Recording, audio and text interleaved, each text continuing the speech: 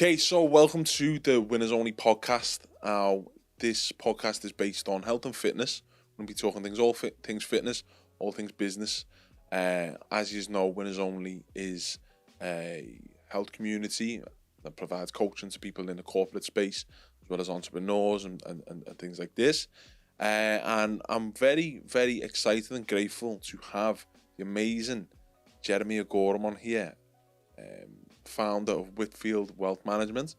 He's been a wealth advisor for a number of years, and we're going to learn about his story, his background, and the journey he's went on, and what sort of things we can look out for in the future as well. At the very end of the podcast, we're going to have a little surprise for you, so be sure to watch to the very end. Yeah, Jeremy, welcome to the show, man. I'm good. Thanks for having me on. Pleasure. You're just saying I'm a podcast virgin to all of this, so yeah. I'm looking forward to it. First podcast, man. Looking forward to it. It's good. It's good. So one of the reasons why I wanted you on, Jez, is not only because obviously we knew each other for a while, since I was boxing as a pro and stuff, but you are someone who's mega interested in the fitness world. You've been training with me for a little while with the boxing and a boxing capacity. Yeah. You've heavily involved in CrossFit and stuff. But you've also got a successful wealth management and financial advisory company. So my first question is, like, where did it all start for you? Firstly, with regards to, like, your childhood. Yeah, background. So, let's go right to the beginning. To the very beginning, man. So, mum and dad's from Nigeria. Mum's from Barbados. So yeah, Barbados. Yeah, man. So my family's from Barbados, you know. Oh, is it really? Sick, yeah. How did we never know that? Mad. Whereabouts in Barbados? Close to Bridgetown, so Christchurch is called. Mad. My family's from Bridgetown in Barbados, and they moved to Georgetown in Guyana. Oh, really? Yeah. Mad. Yeah, learn new things, but yeah, madness. So many years. Yeah. But yeah, so grew up in that household, as you can imagine. Disciplined, but you know, still a bit of love in there. Do you know what I mean? Obviously, but not like, I wouldn't say we would show it massively. You know, quite hardened in that way. But no, good upbringing, of course. You know, probably, you know, we never wanted for anything. I wouldn't say that, but equally, you know, we wouldn't go out and, you know, flashy with money. I always think, you know, like in school, remember the days of like Lacoste trackies and Rockport and all that, right? So like I always knew that I couldn't ask my mum for that. If you know where I'm getting from. Yeah. They always, you know, really, really good upbringing. You know, we lived probably like, I'd say like middle class really. But equally at the same time knowing the value of money. So that's where it started in terms of upbringing. South Liverpool in Gattaca ways. Mum and dad then split up, and then I started to live in like Smithdown Roadway. Yeah. So my mum was the breadwinner, so to speak. Yeah. And that's my upbringing, mate. So I went to a good school in Liverpool, went to Blue Coat. So smart school, man. I'd say it was smart pretty. Kids in the city. I was pretty academic. But I'd say it was a lazy academic. Yeah. You know what I mean by that is being in Blue Coat, I was in a very sort of high performing environment. And I probably just sort of did enough. Yeah. But doing enough in that school was maybe doing a hell of a lot more elsewhere, if that makes sense. Yeah. So, yeah, had a good education, went to uni, and, you know, values were grown from the household to, you know, I guess through school as well. Yeah. What did you do in uni? Uni, I did international business and French. Did you? Nah, you're lying. I did, I done international business. Seriously? Swear by God. You'd think we'd never met, bro. That's madness, that, isn't it? That is mad. It's you true, think though, we'd innit? never met. Like, lads don't talk about no, these we stuff. Don't. Do you know what I mean? We don't. Girls know all these details, lads just don't care. You're right, man. You're right, we don't. We don't talk about these things enough. What uni did you go? So I went to John Moore's. Did you? Went to John Moore's. Done that for 4 years. 4 years because the French was a year out in France. So yeah, I lived in France for a year. Lived in Marseille, south of France. So that was like, such a good experience. Yeah. Obviously speaking the language as well. Can you speak French? Yeah. I speak French, yeah. Yeah, Speak speak French. français. Un petit peu français, mate, you know, and have a little bit of the lingo. Sick. So yeah, did that uni. Came out of uni, not really knowing what to do. Like a lot of people. Like you can probably vouch for this. Yeah. Business, international business is so broad. You're looking at so many different aspects of business, to marketing, to sales, to finance. So you don't have one particular domain when you're coming out of uni. So you're not really saying, right, I'm going to go and do this. Yeah. Right? Yeah. So came out of uni and knew the one thing I knew I had French. I was like, I want to use that. And then the other thing that I knew was good at was really being around people, really relationship management, sales, essentially. So I knew I'd go down that road. And had a little bit of a mess around time for probably about 9 months where I had a job as a handyman. Can you believe? I'm the least handyman you could. It was ridiculous. I had a job as a handyman. People laugh at that now. But that just gave me time of what to do. Cut a long story short, basically went to Google, I put in sales jobs, speaking French, I think, something along those lines. And then a company popped up called the VA Group. Yeah. And they were offering... They're a big firm now. They are a big firm. Really good learning ground from a sales perspective. Yeah. Ended up taking a job anyway in Luxembourg, which was effectively like financial sales is probably the best way to look at it. Okay. A lot of hitting the phones, a lot of marketing, you know, getting a lot of no's, you know what I mean? Turning no's into yeses. So really, really good ground and to learn how to deal with people, how to handle objections, how to handle relationships. And that was my in. So that was out in Luxembourg, French speaking. So I was happy. I was in a country that was French speaking. And I had probably around, I think it was like 2.5 years there. But whilst I was in Luxembourg, so for those that don't know, Luxembourg is, you know, very small country in like Northern Europe. Yeah. I always thought it was Switzerland, mate. Everyone thinks it's Switzerland. I thought it was in Switzerland. Everyone think, and you called me the other day and you were like, yeah, tell about your experience in Switzerland. I was like, nah, mate, it's Luxembourg. Yeah. But the neighbours borders with France, Germany, and Belgium. I might be missing one more. The Netherlands isn't too far away as well. And I had 8 years there, but one thing I knew, so it's a financial centre in Luxembourg. So that means all the big banks are there. A lot of big financial companies or financial services companies. And I knew after meeting a lot of friends there, really growing a really strong network, I knew I wanted to really get into private banking. Yeah. And I was at a bit of a crossroads with the job that I was in. And I'm a big believer in things just happen for a reason. And I was literally like a week away from saying, right, I'm leaving Luxembourg and just going to try and find a job in London. And a job came up in a big American bank called Merrill Lynch. Yeah. Bank of America, Merrill Lynch. Yeah. At the time. I'm pretty much like not quite an entry-level job, probably mid-level. Came in as like a customer service, client service manager. Yeah. And then, we were in a high-performing team, worked my way up to being basically a junior relationship manager.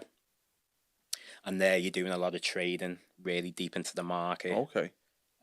Really in the market. And what I mean by that is like trading directly with the trading desks. And that's really where I really built my love for investments from there. Yeah. And that's where the foundations grew, to be fair. And the knowledge grew as well. Good. So how do we correlate that now to fitness? Like, obviously, me and you spoke on this, and from what I remember, you mentioned to me, it was more so the aspect of high performance. That's the relationship between, like doing well in business and in finance on a financial level, doing well on a physical level. What are your thoughts when it comes to managing a busy lifestyle as someone in one of these big firms? And how, in your opinion, or in your experience, did you manage your health and fitness? What sort of philosophies do you have in that regard? 100%. Look, health and fitness, financial well-being, to me, they're so synonymous, they're so heavily linked, right? If I just take it from a personal perspective, I can't start the day without exercising in the morning. That's me. That's my thing, right? So I get up at 5:30, get ready, get to the gym at 6 a.m. I'm ready to go. Yeah. If there's a day for one reason or another that I may well miss, I can feel that for the rest of my day. I can feel it. It's just not quite right. Yeah. Whatever it is, the endorphins, whatever, getting you going, making sure that you plan, fully planned in the morning, structured, whatever it is. So I feel like you're behind, don't you? Yeah. It's just harder work when you've not been to the gym and you've not done something. It might not even be going to the gym. It might even be just like doing a bit of mobility work, a little bit of stretching. Yeah. With that, you're doing a bit of breathing, aren't you? Yeah. Do you know what I mean? Yeah. So they're so heavily linked. And I think the way that I look at it, so now, I think with the bank, that was more of a personal thing. It was like, I wasn't so much planning for other people's finances. It was a different type of role that.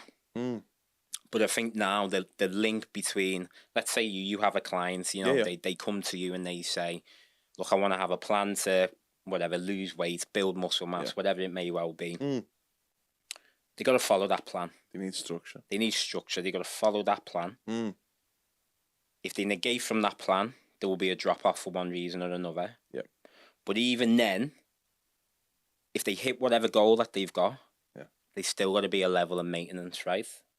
Absolutely. So there's still structure after it. Yeah. So it's no different to financial advising. Yeah. I will sit with somebody. We will understand. I will ask them questions. I will get into their mind a little bit. Really look at what it is they're looking to achieve. This is before talking about any investments, right? It's like, where do you want to get to in the next 5, 10, 15, 20 years? Yeah. Right. Some people don't know the answer, so that's why you ask questions. Yeah. You're then pulling it back, and then you're creating a plan of what you need to do. You then implement that plan. Yeah. You're then on that journey, and that journey may well change for one reason or another. Personal circumstances. It's a very long journey. It might be you have kids, so you can't maybe put as much away in that plan. So the plan may well have to drop off or minimize a little bit. Yeah. You may well have a change of job. You may well have a career change. That means that your income level's a little bit different, right? But it's all about still having that plan at the beginning. So even if you do, for one reason or another, negate from it for whatever reason, it's always there to come back to. Yep. And I would say being held accountable is so important. Massive. That's why people come to you, Yeah, absolutely. They can't do it by themselves. Facts. They can't do it by themselves, right? Yeah.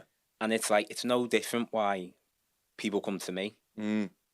Because they don't have any structure, and they don't have someone there to hold them accountable and say, well, look, I understand maybe, you need to take a break from this for reasons of financial reasons or whatever. But what we're going to do is we're going to look at 3 months down the line, see where you're at, and see if we can get it back on track again. On track. Yeah. And just having that accountability. Yeah. Yeah. That's why they're so heavily linked, man. I really believe they're so heavily linked. Yeah, with my clients, what I do is, my online clients especially, is before anything, I have them create a vision plan. And in the onboarding process, one of the first things we'll do with them is I'll make them clear on what their vision is, because that clarity we'll reverse engineer back through setting targets and we'll basically breaking it down into goals, breaking them goals down into targets, and then we measure that through KPIs over time. And as a result, it essentially fail-proofs the process. Absolutely. You know what I mean? And it's the clarity of their vision that keeps them on the yellow brick road, so to speak. Whereas, obviously, I'm not a financial advisor, but I feel like from what you've just mentioned, there is a strong correlation with regards to that. It's exactly the same. Yeah. Honestly, it's exactly the same. It's having a clear plan, like I say, asking the right questions to open their mind and really understand what it is that they want to achieve over the long term. It's exactly the same thing. Yeah. And it might not necessarily be all about them. Yeah. It might be about the family as well. And other elements that are brought into the equation. Yeah. And yeah, it's so heavily linked.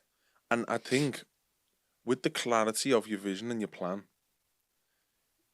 despite whatever goes on outside, eventually you do get there.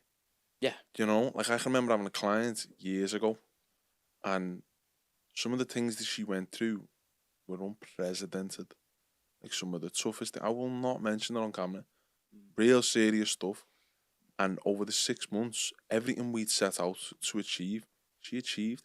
And we were sitting there like, how did this even happen?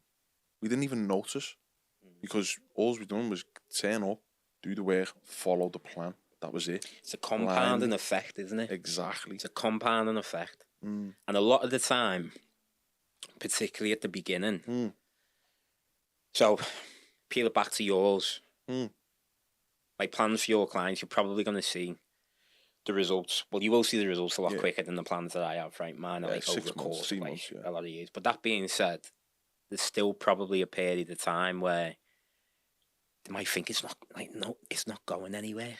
Yeah. They're not seeing those little marginal gains. Yeah. And it can be the same with mine. It's just it's marginal gains, isn't it? It's the same with mine. It's a little bit prolonged, but at the beginning, if you're starting from zero, let's say starting from zero and you're putting away like £500 a month investing, let's say, right? It's probably only going to take like another 5 years or something like that for you to see, oh God, I'm really making like, I've got a nice pot of money here. I'm starting to see it now. Yeah. And it continues to compound and compound and compound, and you get to 10 years, 15 years, you know what I mean? And it's that, and it's like, by seeing that, and even sometimes if it becomes difficult or whatever, just by sticking to the plan, those building blocks to success, like, it's the compounding effect. It's true, man. And it's about being patient as well. Yeah. It's about being patient, and yeah, it's very interesting. And patience and perseverance. And perseverance, yeah. So, Jez, I want you to tell me about your fitness journey now. Yeah. So we've spoke about like the relationship between fitness and business and finance and wealth creation. Like, what's your current routine looking like? My current routine. Yeah, I know you do your first thing in the morning. Yeah, first thing in the morning. Yeah. So for me, Matty, Mondays are non-negotiable. Yeah. They're just non-negotiable. Like, if I don't get in on a Monday and I have a bad day for one reason or another, then my whole week's feels a little bit out of whack, to be quite honest with you. Yeah. So Mondays are non-negotiable. I normally get in about 4 or 5 times a week. Yeah. You do more CrossFit, don't you? CrossFit, yeah. CrossFit. So 6 a.m. CrossFit. Yeah. Like what we're talking about, having a structured plan. Yeah. I go there, it's ready made for me. I walk in and do the training and walk out. Yeah. Might do a bit of accessory work after it. Yeah. So obviously, CrossFit, a lot of heavy lifting and a bit of mech at the end of it. Yeah. To get the heart rate spiked. So yeah, do that. I'd say 4 times through the week, and then once on a weekend. Yeah. And then a bit of mobility work through the week as well, like 3 to 4 times through the week. Yeah. Just getting old now. That's the one, man. I'm getting old, so I need need to get the stretching and all that. Make sure I'm minimising my injuries, which are coming up a bit more. You'll probably appreciate this one. Obviously, in finance, there's different ratios and metrics that you'll notice and like adjust things to meet standards and whatever. Yeah. In fitness, he's a late coach now. You'll know who he is. His name's Louis Simmons. Westside Barbell. Now this gym, they're known for having like some of the strongest powerlifters in the world, and they use like. Where's this? In the States. Oh, in the States. Sorry for. Okay. And they use like illegal techniques and all that, but you're not allowed. This is the funny thing now. You're not allowed to go to their gym. They will not let you in the gym unless you're taking steroids. Like it's that level, like the crazy. But that guy Louis Simmons was a genius, and he had a formula that he measures coaches by, and it's something that I strongly agree with, and it's the results to injuries ratio. Okay. So the ideology is you measure the quality of a coach by how many results he's got, by how few injuries he gets. in which case, the more results, the less injuries, you're a better coach. Okay. Do you know what I'm saying? Now, in the industry now, as many of our viewers will see, and people in general, there's so many coaches out there now who lack the experience, but they've got a real strong social media presence, and people are losing trust in the professionalism of coaches in general due to the lowered standards as a result of like low qualifications and lower qualification requirements and all this sort of stuff. Can I ask something on that? Go on, go on. Sorry to stop you in your Go on. flow. I've always thought, seeing all this on Instagram, all these trainers, do they all have the qualifications to be? You don't even know, do you? Right, okay. You So there's no like body to be, you know, like for me to give advice, I have to be regulated obviously by the UK regulator. Yeah, what is it, FCA? FCA, Financial Conduct Authority. So I'm obviously listed. I can't do any business. Like I'd be out of business without being regulated. Yeah, you know what I mean? I've always wondered, is that the same in your industry? Is there some form of it? Or to flip it on its head, do your clients actively go out and say like, right, oh Matty, Is he what reps qualification? qualified? Yeah. What qualifications? No one cares, No but one really cares. you need your reps. You need, what is it, rep 1 and A level, 2 and level 3 to qualify as a coach.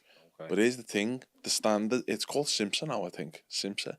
But that standard is not as heavily regulated as you'd think. And the, like when I first qualified, it took me 2 years. It took me 2 years to qualify as a coach. So like 2 summers basically. But like, I think it was like 4 months no, it was 6 months till I had to do work experience on both times. So it was basically like 6 to 8 months or something like that both times. And now it's like 2-3 weeks. Really? Yeah, 2-3 weeks to qualify. Wow. Literally, like proper mad. Wow. And nowadays, I'll have people inquire with me, and they're like, "I'm going with you because I know you've been in the game for a long time, and there's a lot of coaches that aren't to be trusted. I know they might look good, but they haven't got the skin in the game. They haven't been in the trenches. Do you know what I'm saying?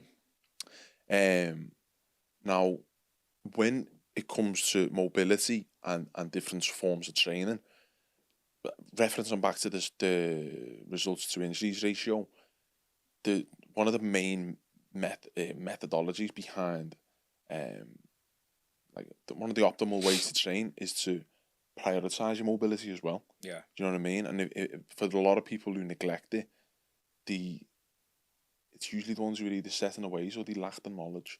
And I think the sign of a good coach is someone who knows the mobility and is dialed in on it and presents it to the clients in a structured way. You know, in even a way that's convenient for them, they don't even notice. No, I couldn't agree more. I mean, it's helped me a lot. Yeah. Particularly as I've been putting more load and stress. Look, CrossFit. Yeah. Anyone heavy stuff. You're super fit, man. Puts a load on your body, doesn't it? I've had to be fair, I've had to be much more conscious of the way in which I'm training and maybe not doing always high intensity 4 or 5 days every week. Yeah, do you know what I mean? I won't go into it in too much detail, but I went and got a nutritionist and all that, went through it. And I was having a big cortisol spike and blood sugar spike. I don't know if you know all this stuff, but anyway, but it was like, it was killing my immune system, basically. Yeah.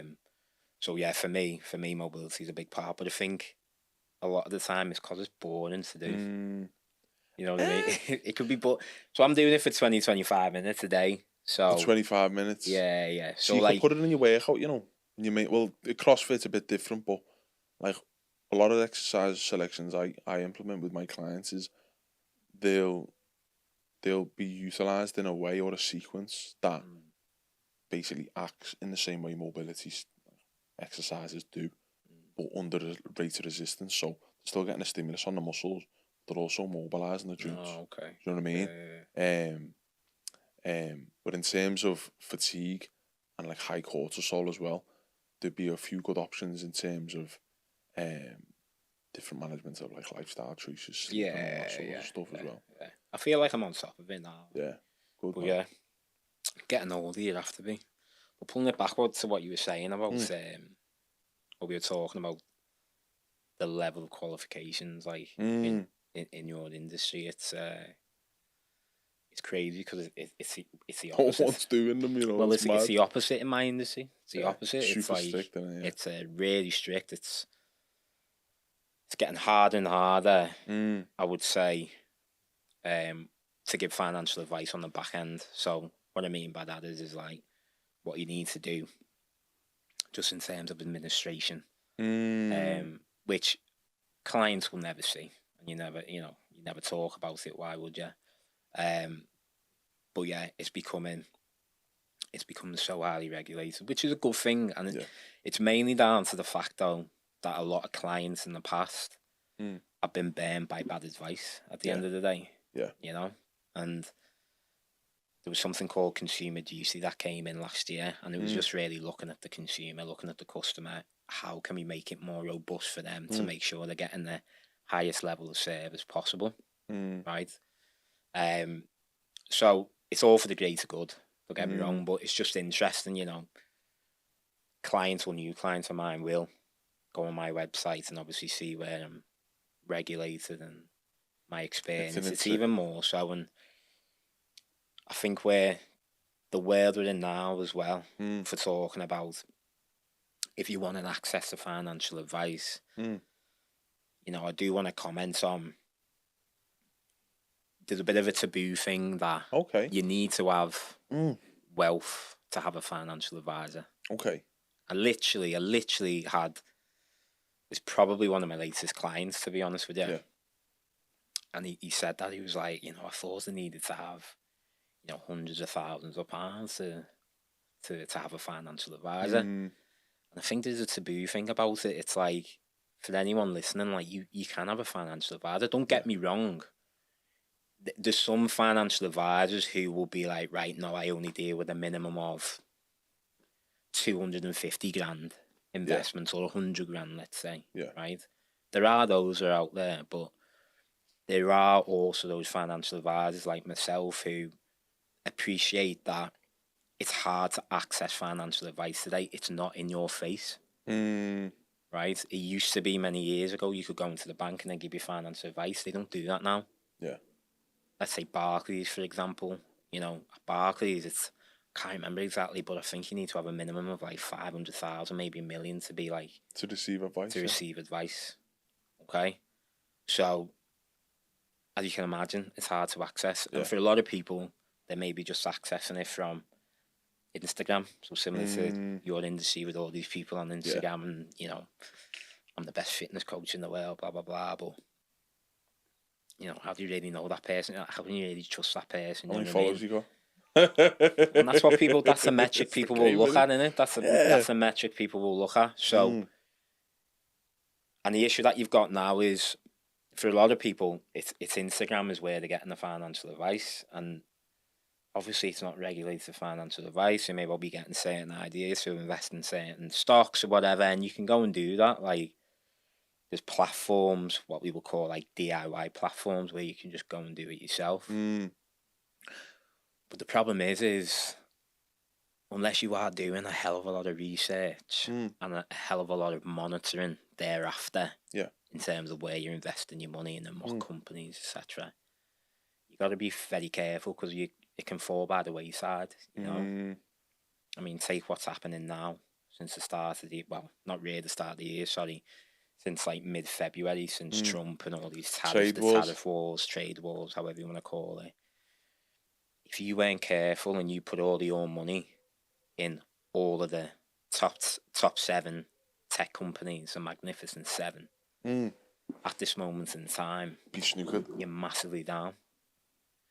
Now, there's a lot of other things to think about. You may well be okay if you thinking on a very, very long-term perspective, but a lot of people that may well invest also don't realise that they've got to be in the game for a minimum of 5 years to really make sure that the money's going to grow. Yeah. And then coming back to it, what I was saying about financial advice, it is accessible out there. If you feel like, you know, you're putting too much emotion into the way that you invest, you've got the app on your phone and you're looking at it every day and you're like, oh, God, it's down 10% today or whatever, and oh Yeah, no, what's what it, should I do? FOMO? Oh no, do you know what? I'm gonna have to get out. Yeah. It can be the worst thing. Yeah. Sometimes you need to have that, again, accountability, but Yeah. understanding that somebody else is there being unemotional with your money. Yeah. That's what I Right? was going to say, emotional regulation. Yeah. It's so important to investments. Yeah. So yeah, it's out there, and it does concern me a little bit in terms of, you know, a lot of people may well be putting some of the hard-earned cash In the wrong places. and just taking a punt. Mm. And punts can be fine if you can afford it. Yeah. And equally, if you're doing something else that's a bit more structured, if that makes sense. So, like, you mean in terms of cash flow? No, sorry, in terms of how you're investing. Okay. Yeah, so like investment strategy. Yeah, so look, for example, I don't sit here and say I'm trying to invent the wheel when I'm investing my money for my clients. I do it in a very diverse, structured way to make sure that we're minimizing any risk on the downside. So if the markets are going down, and getting enough return on the upside as well. So you'll never see our portfolios being up like 30% in 1 year, right? We are looking for a very consistent, depending on your risk level, very consistent, anywhere between 8 to 10% if you're like an upper medium type of investor. Annualized every year for the next 10, 15, 20 years, you're making good money. Yeah. Okay? Yeah. And particularly if you're regularly investing. Now, on the flip side of that, I have some clients who can afford to also they have that structured plan with me, and then they have that speculative type of investment pot where essentially it's more exciting, and essentially they can afford to lose it. Yeah. Right? They wouldn't want to, and they'll be fine. But I mean, I have a little bit of sight on it, but I can't manage it in the same way to do for the money they got with me. But that's what I'm saying. I'm saying, like, people got to be very careful. You shouldn't have a speculative pot if you can't afford to effectively lose that money. That's the way that I look at it. Yeah. And if you do have it, have something else that's running alongside it. Yeah. As a bit more structured, a bit more diverse, and it's just giving you those small wins every year. Or I say small wins, generally the good wins. If you're getting 8 to 10% annualized, that's a good. Yeah, it's a good win, good return, particularly with the compounding effect over 10, 15 year period. Yeah. So just going back, so I've got a few notes here. Just going back to like recessions and things like this. We was talking about like stocks being on sale. Yeah. Have you got any info or advice on that? Not legal advice, of course. Don't get us sued or anything. Yeah, nothing's advice here, but in what sense are you talking about where we are at the moment, the current investment markets, the environment that we're in? Is that what you're talking about? Yeah, really? Just to go a little bit deeper on it. Yeah, so look, it's been an interesting start to the year, hasn't it? If you look at the beginning of the year, there was a big bounce in the market, and particularly we're looking at the US. The US is the biggest economy, along with China. That's where most returns are derived. Okay. Yeah. And Trump came in. Yeah. And it's very much, and it still is very much pro-US. Yeah. His whole slogan, "Make America Great Again," etc. Reindustrializing the US, which is basically bringing all the manufacturing home, etc. This is what he's trying to do, obviously, with these trade wars. Yeah. So initially, there was actually a bounce to the market because he was talking about reducing corporate taxes and tax on the rich in the US. So stocks really started performing very well at the beginning of the year. And from a global perspective as well. Then came February, where he announced he would be starting some of these, or imposing some of these tariffs. Yeah. But he didn't say what they would be. So we've seen a dip in the market. And then he came out super aggressive, didn't he? Yeah. Which, look, is a ploy of his, if you ask me, in order to get people to the table and have a little bit of leverage, right, when he's there. But we've seen a big panic in the market. Yeah. Huge panic in the market from a global perspective. And markets were sharply down. Yeah. And then since then, things have got a little bit softer. His communications got a little bit softer. He gave countries like a 90-day reprieve to not impose these tariffs, and that's basically giving countries a time to get to the table, right, and agree on a trade deal. Yeah. So that's the state of the market right now. It's been panic stations. It's still very uncertain, volatile, very up and down. The last week has actually been a decent week because there's been talk of various countries, discussing with the US and looking at trade deals. And I think it's really important to know that what is going on now is just something that happens over the course of investing. Yeah. Over the long term. I've got a really cool chart. I'll probably send it to you. Yeah. Where you can see over the past 20 years, dating back to, obviously we had COVID, we've had even with high inflation, obviously in 2022, come out of COVID, in 2018, in Trump's first term, we had risks of tariffs as well. All of these things that have gone on, and many other things in the past where markets have gone down. There's been a downturn, but they always come back. So it's always thinking about being rational, right? Again, not being emotional with investments. You will always ride out these periods of time in the market where things feel a bit uneasy. You may well have lost money in your portfolio. And then equally, it's a really good time. Like you asked me the question at the beginning, didn't you? It's a really good time to actually start investing. Because at this moment in time, the markets are down. So you use the word as sale. It is effectively on sale. Yeah. It is effectively on sale. And if you're in a position where, you're either sitting in cash or you've got some disposable income, so basically spare cash every month, now's a good time to start investing. If it's on a long-term perspective, that is, right? If we're sitting there, if you're looking to get a quick win in a year or even 2 years, you're running yourself quite a bit of risk. Too short. It's too short-sighted. It's too short. Minimum 5 years is what I say to clients. I've, many a times I've turned clients away because they're saying, no, I need access to that money, in 2 or 3 years. And I'm like, look, I can't, there's no guarantees to invest in, but I can't guarantee that I can give you the best chance for long-term growth if you don't give me 5 years. Right? Yeah. And that should be the same with all investments you make, even if you're going to do it yourself. Yeah.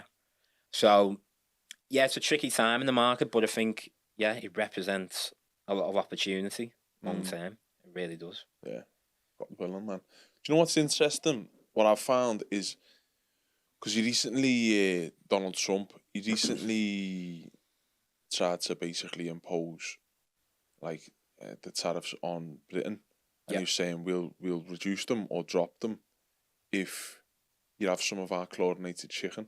And you drop the regulations on the food standards in the UK. UK has said no, haven't they? Yeah, and it's like all these hormones they put in the chicken to have mammoth Hulk size chicken wings. Do you know what I mean? And I don't know about you, but when I can remember when we were in America, and if you sometimes see on TV shows in America, I'm not knocking anyone from America, by the way, but they look a lot older than us. You see them on TV shows and they're like, hey, man, I'm 22. And you're like, what? You look about 45, man. Do you know what I mean? And it's like... It's what's in the food, exactly. Mate. It's what's in the food. I seen it... it's mad. I don't know why I seen it. I came across it, probably Instagram. What's his name? Ed Sheeran was on a podcast. Yeah.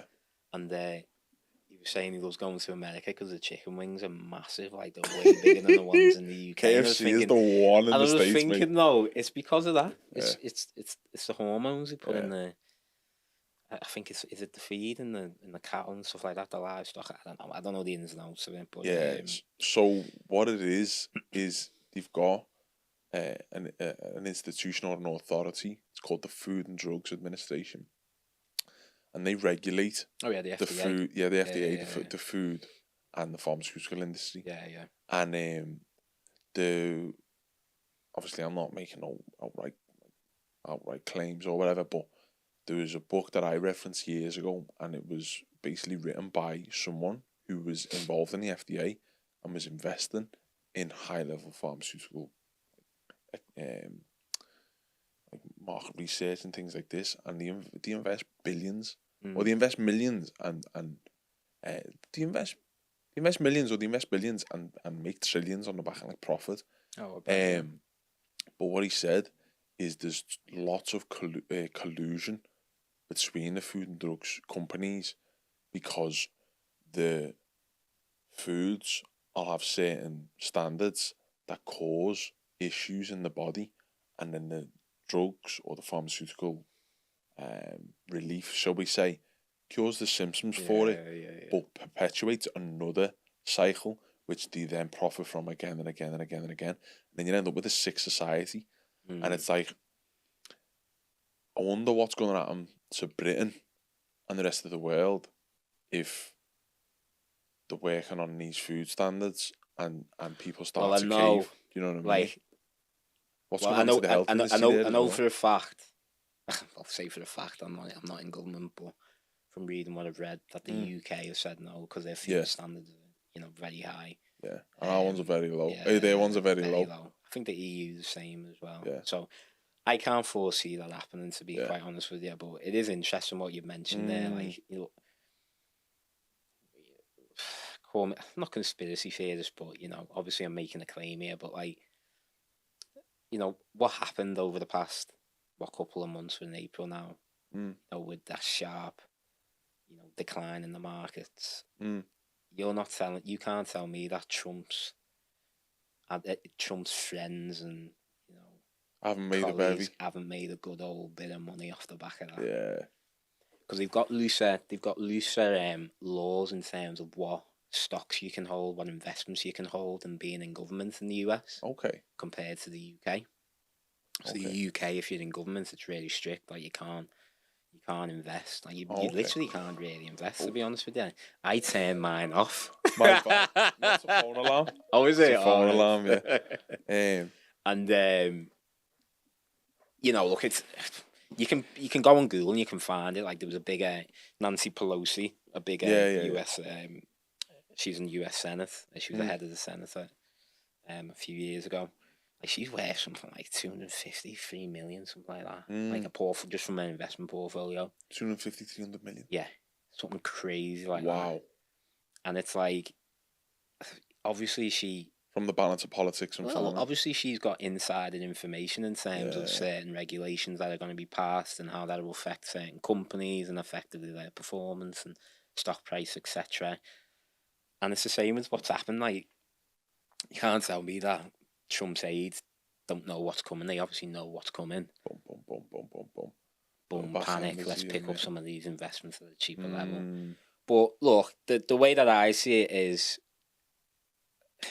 it's who you know, innit? It's who you know, but like, also get on that ride with it. Like, we can't stop that alone. Do you know what I mean? It's never going to happen. That's just what they do in the US. But what I mean is we should also be having the same mentality with our own money in terms of when there's opportunity there, grasp it if we can. There's obviously a lot of other circumstances to think of. When I'm sitting down with clients, we look at obviously affordability. Can they afford to actually invest? Is there actually debt that they should be clearing off first and things like that? So don't get me wrong when I'm saying this, but we should also have that same dog mentality of like, when there's opportunity there, if we can afford use it, because it will benefit us in the long run. Yeah. But yeah, the US is very interesting to that end. Yeah, interesting, man. I don't know what else I've got on here. Have we got much time left, lad?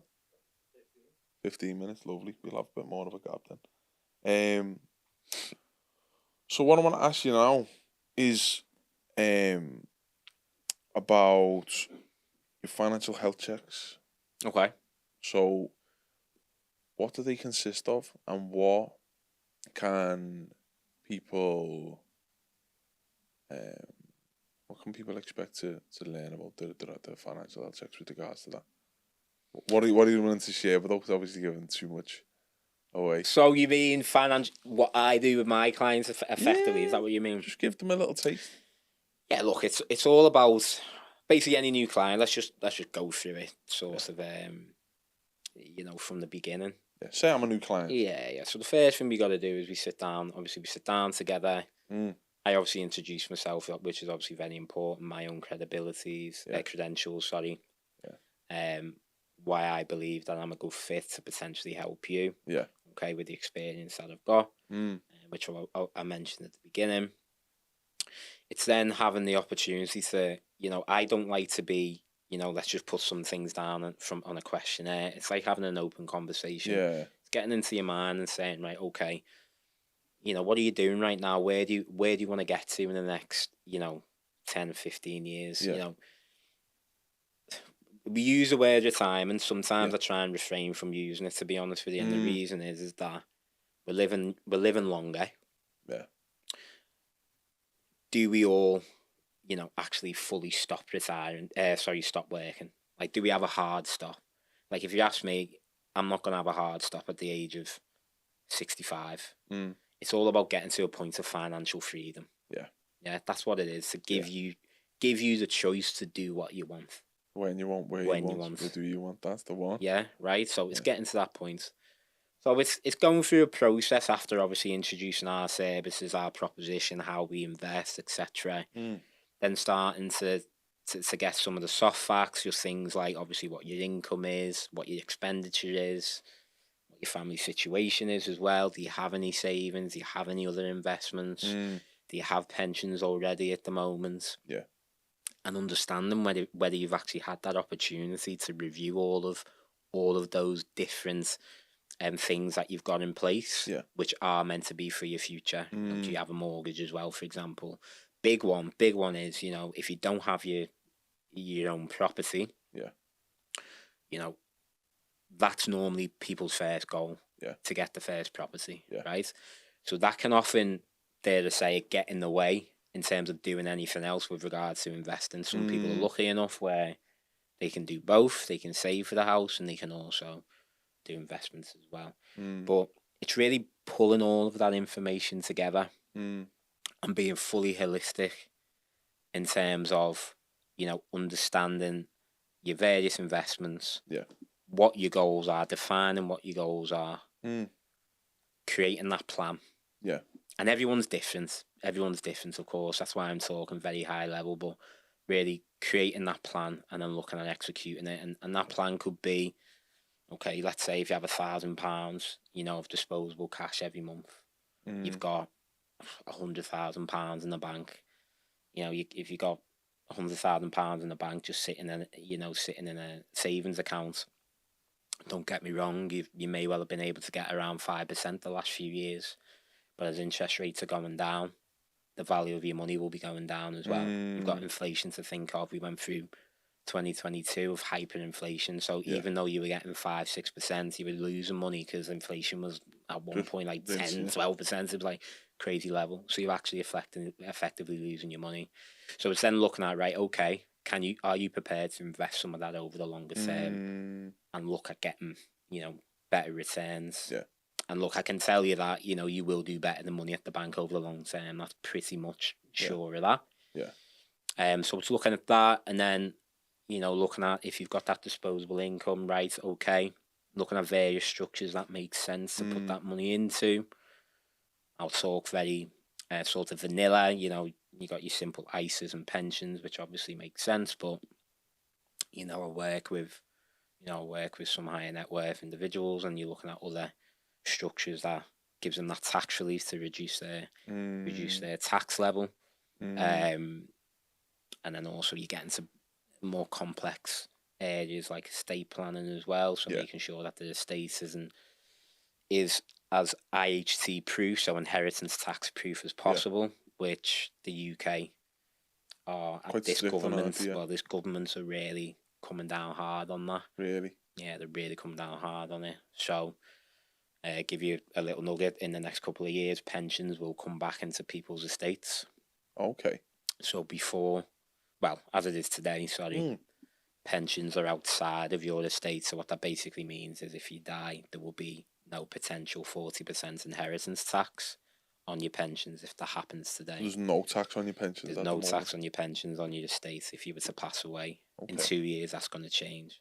Okay. So you can think, if you think about it, I mean, as far as I know, pensions have always been outside the estate. Yeah. So someone may comment and correct me on that, but they'll be very, very old.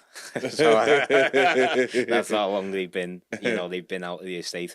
So what's going to happen? It's very clever, to be honest, but what's going to happen is you've got people who may be, within 5 years away from passing away, maybe in, ill health, whatever, but they've been lucky enough to plough money into their pensions to create a legacy maybe for their kids and their grandkids to pass it on tax free. In 2 years' time, if they pass away, let's say you've got £1 million, you've got £400,000 will be bumped to the taxman. Really? That's the difference now compared to today. If they pass away, £1 million pension, £1 million pension will be passed on. Nothing, no inheritance tax. In 2 years, that same pension, they're taking a dropsy off. They're taking 400 grand, 40%. Insane, man. Yeah. So that's a government that we're in at the moment. Well, you can see it as well. Do you think that'll change? Do you know what? Funny, I flip-flopped a little bit on this. I initially said when there'll be a change of government, it would likely be only going back to Conservative. I initially said, do you know what? They'll take pensions back out of the estate because the Conservatives, do you reckon? Yeah. Well, yeah, because the Conservatives are more, dare say more capitalist, they're more pro reducing taxes, corporate, you know what I mean? So I initially thought, because it's the Labour that have brought in bringing pensions into the estate, it's them that have brought this in. Crazy, isn't it? Right? So I initially said that if there would be a new government, it would go back to Conservatives and they would take pensions back out of the estate again. But then I thought about it and I thought, well, if they're going to have, it would be 2 years because it starts in 2 years. If they're going to have 2 years of income that they've never had before, inheritance tax income that they've never had before from pensions, which could be a hell of a lot of income for the country, why would any government want to take that out? When everybody's used to it by then. Yeah. So then I've gone full circle and I'm like, I think it will stay in. Yeah. But then I spoke to a really switched on guy, client of mine. He's a hedge fund manager down in the city. We had a good conversation and he was like, well, look what's going on in the UK. Everyone's leaving. Dubai's obviously. Everyone's leaving. Yeah. So they need it for the GDP. So exactly. So everyone's leaving, man. So it's like they're sitting there. There's gonna come a time where it's like this isn't working. Like what we're doing, we're scaring everybody off. Yeah. Got one of my good friends of mine, one of my best friends in life and business. He's gonna move to Spain. Has he? He moves to Spain 6 months ago. Better weather as well. Loads of Brits. Better weather, but nice culture, we always know what we're getting with the weather here. But to compound everything else that's going on, which there you say it may well be stagnating, entrepreneurship in Spain. No, in the UK. Sorry. In the UK, okay. I think they got to be careful because a lot of people are leaving. So anyway, back to my point. My clients, we were having this conversation, and as I say, really switched on guy, got quite a bit of high net worth. He was like, I think they'll bring it back in for that reason. Pensions back into the. Take pensions back out of the estate to bring people back. Yeah. Look, it's one small thing, by the way. It's one very small thing. To some people who are mid-30s and 40s, they're not even going to be bothered about it. Pensions is ages away. But for those higher, is a lot, though. It's a lot. Well, for those higher net worth people, again, give you a live example. They're not clients at the moment, but basically what they're doing as well is that they're taxing. There's something, I try not to be too technical, but there's something called non-domiciled residents. So it's basically internationals that live in the UK. Yeah. They live in the UK. They've got assets worldwide. Okay, so different types of assets. Originally, anybody that lived in the UK was an international, so was non-domiciled here. Yeah. Their assets around the UK, outside of the UK, wouldn't be taxed. It would Okay. only be whatever they've got In the UK. Yeah. So now the government has said, no, we're going to tax you on everything. So now what you're seeing is those people, those internationals or non-domiciled residents, are now leaving to more favourable jurisdictions. Let's just choose Dubai because it seems to be the most popular one at the moment. Most popular one. I'll ask you the question on that in a second. And look, the people are leaving in the droves at the moment. So let's see. But things need to be done. But yeah, I was going to say I've got a client at the moment, or sorry, prospect I should say, and they're considering it. And why Dubai? What is it about Dubai that makes it more attractive besides the weather? No tax, mate. Do you think that's the only reason why? But it's no tax on so many levels. Well, corporate tax there is, and correct me if I'm wrong here, you might have to do a bit of research, but I think on a corporate tax level it's like 9%. Yeah, 9% for you're gonna make over 500k revenue. Yeah. So you're like and your that's income, GBP, by the way. And your income's obviously your income tax is zero. So if you think about it, you could you could have a company, say you're a PT over there and you do it through a company. Yeah. And you could just strip out all the money of the company anyway, so then you're not paying any corporate tax. And then you're stripping it out as income to yourself, so then you're not paying any income tax. You're not paying any tax. I don't know ins and outs how it works over there, but it's a hell of a lot lower to obviously to get set up as a business over there, it's like $8,000 for your visa and shareholders and all that to set up over there. It makes it look. It makes sense. Look, there's a lot of circumstances that come into play. Really. Yeah.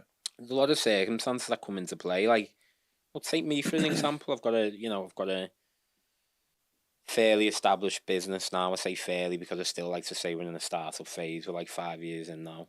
I've got a 7-year-old daughter, a 3-year-old boy. We've got major roots in the UK. Yeah. So for somebody like me and anybody else out there who have businesses and family and got a lot of business owner clients, it's like with young families, Dubai isn't as compelling because you're basically ripping everything up that you worked so hard for over the years. Do you know what I mean? I get that. Now, for somebody who is 30 years old, whatever the age, single, no kids, have a thriving business, have an online business, let's say. There's literally nothing stopping them from going over there and actually earning all of the money.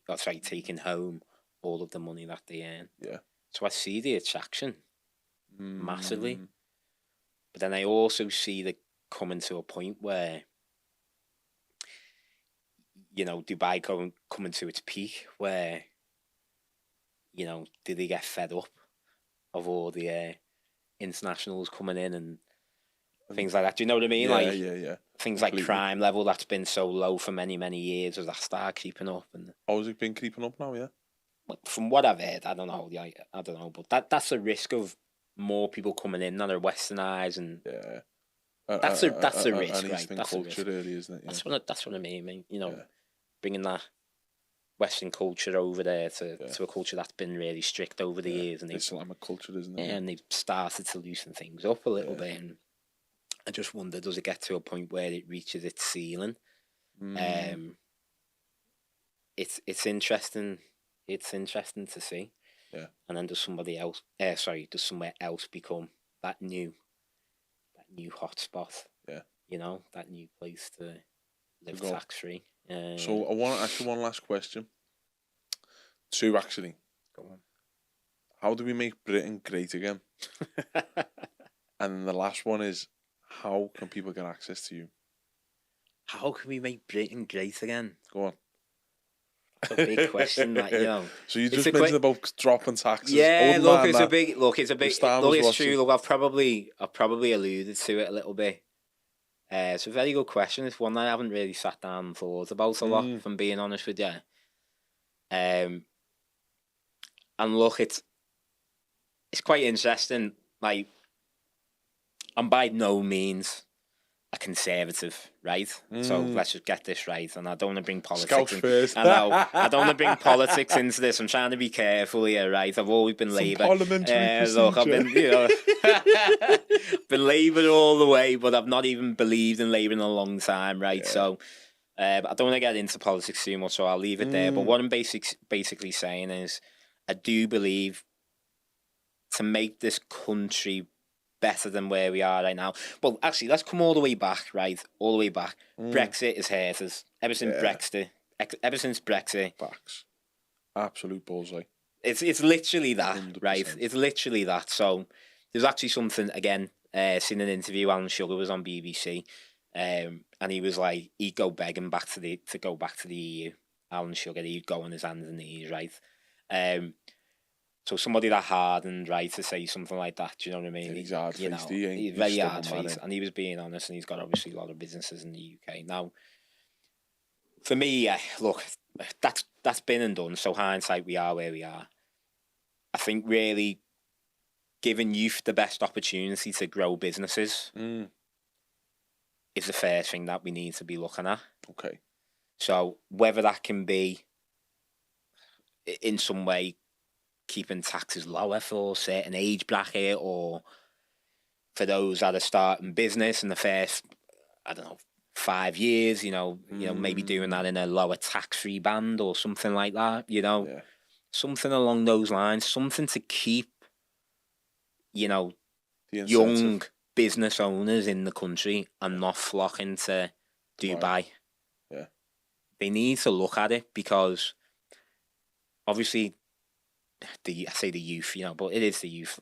They are the future of the country. Do you know what I mean? Look, there's kids making money on like Instagram and all that, and TikTok and Amazon shopping. And all that. Like that didn't exist when I was a kid. You know what I mean? Talking about 20 years ago. Sell like shower heads and they're making on Amazon, making loads of dough, and these are the kids that are going to be like millionaires. Like but they're already going to be like, oh, do you know what? I'm going to start planning to go and live in Dubai or wherever else, because why would I stay here? Tate did.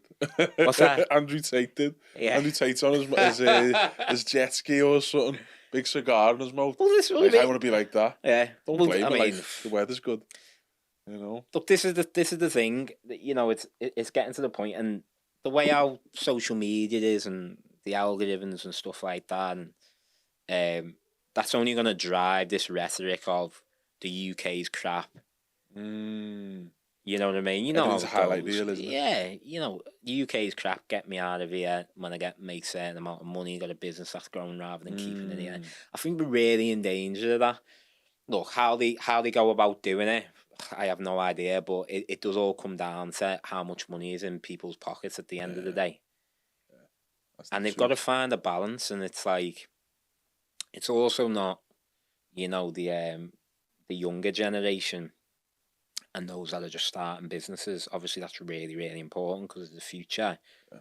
But it's then also, those that are built up, a really high level of assets. And they're now thinking, I don't want to pass on, only 60% of what I've worked so hard for, to my kids and my grandkids and so on and so forth. Yeah. So I don't envy, by the way, I don't envy anybody in the position, right? But good for them, innit? I do feel like the government's gone too far that way. Yeah. Like too far left. Yeah. Like I'd say I'm going to politics and like I'd too say far I'm left to get left behind. Well, that's what I mean. Look, I'm left, but like they're going way too far left now. Yeah. And they're even then alienating, some people like me. And they haven't alienated me, so don't get me wrong, but I'm saying people like are in my position and where, we're caught sort of in between of like what's going on. It's just sort of what we're doing, don't we? So yeah, it's interesting. It's interesting. So I don't think anyone has a silver bullet answer to, how to make it great again, but I've got one.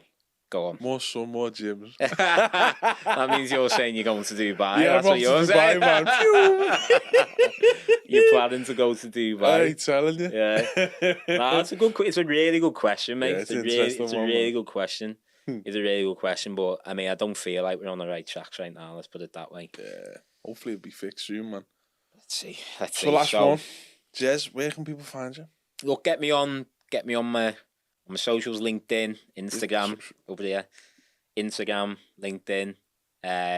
Look, I'm always more than happy to have a chat. I think what's really important is knowing that you can have access to financial advice. It's there. You know, my company, myself, I don't discriminate. Yes, we do have, you know, high net worth clients, but I also have clients that are really looking to build their wealth to that level. Okay, so, you know, don't be afraid to drop us a message, comments, however you want to get in touch. What is your what is the name? Oh, so the handle Instagram is at Whitfield Wealth, so WHIT Field. On LinkedIn, you can just search my name, search Whitfield Wealth, and it will come up. And yeah, you can get me on there. Yeah, cool. Laughing.